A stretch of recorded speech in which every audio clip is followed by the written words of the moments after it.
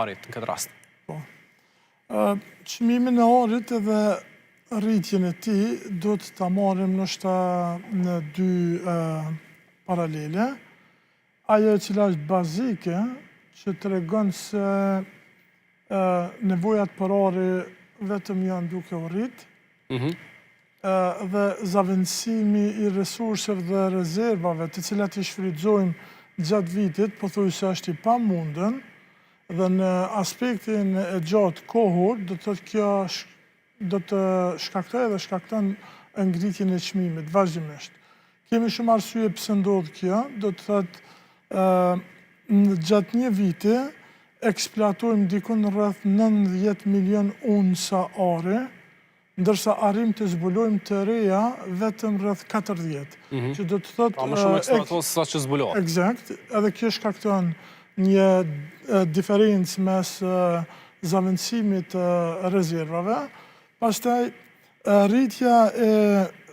cilësisë jetesës në vendet e mëdha si India ose Afrika rrit nevojën për kërkesa të teknologjisë informative, po pastaj edhe të domethënë vendeve ku shfrytëzohet ari për nevojave ku shfrytëzohet ari, do të thotë për jewelries ose për bijuteri, po, dhe kjo do të shkaktojë vazhdimisht rritjen e tij, mirë, po kjo është graduale. Ajo që kena po, do të thotë, këtë vit, po dhe vitin e kaluar, është ndoshta pak më shumë momentale dhe ka të bëjë kryesisht me ndryshimet gjeopolitike ose me potencialin e ndryshimeve të mëdha gjeopolitike, edhe në raste të tilla, do të thotë panikës për ndryshime gjeopolitike, po flasim me ndikim global, do të thotë krijohet panike dhe si pasojë e kësaj bankat shtetërore, po edhe investitorët privat, do të thotë shohin arin si të vetmen monedhë të qëndrueshme, duke ditur gjithashtu se jena të folë për ndryshime gjeopolitike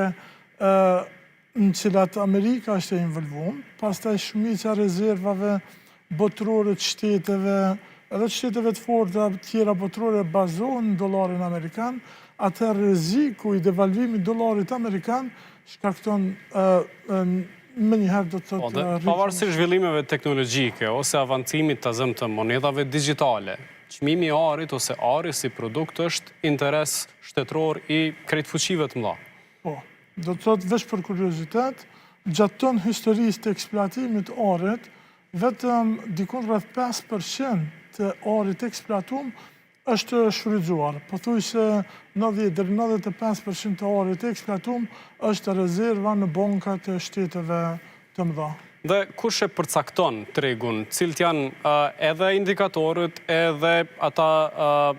ose personat që janë paka shumë që shpërndajnë këto informacionet, sikurse te tregjet e tjera, ose fuqit shtetërore ose individuale, komerciale, që e përcaktojnë këtë çmim, që është në rritje në vazhdimsi? Po thuaj që gjatë tërë vitit, edhe këtë vit, janarin, e kemi po vetëm rritje, do më thonë, të vazhdueshme çmimit të arit. Po nëse shohim vetëm sot çka ka ndodhur, do të thotë kemi një rënje kogja vertikale të çmimit, edhe kjo ndodh zakonisht në rastet kur ka panika të tilla, atëherë edhe rafineritë e mëdha të arit në botë e ndalojnë blerjen e